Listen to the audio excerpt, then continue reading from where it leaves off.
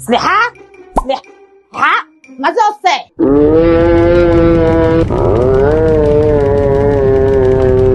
לא את אלופי גיר 5. זה בעצם גיר כזה. לא, זה לא גיר, זה לא... אני לא מאמינה שאני צריכה להסביר את זה שוב. מה זה עושה? זה למשל, למה זה בתוך קופסה? אני לא מבינה. לא, רק אל תוציא את זה מהקופסה. זה מטופש, יכולתם לעשות שזה ירקוד או יפיץ ריח? כן, אני לא בטוחה שאנשים רוצים פאנקו פופ שמפיץ ריח של דרגון בולס. זאת אומרת, דרגון בול. בכל אופן, הבן שלי מאוד אוהב את הבובות פאנקו פופ האלה, ויש לו קיר שלם בדיוק פה כאן בחנות. הוא בטוח ייהנה במיס אקסטרה 2 שעומד להתרחש כאן במיס ראשון לציון. אקסטרה 2? קראת לי שמנה? לא קראתי לך שמנה. תני לי שנייה להסביר. אז ביום רביעי, 9 ביולי מ-10 בבוקר עד 7 בערב, מיס אקסטרה 2 מגיע למיס ראשון לציון. אז מה יחכה לכם שמה?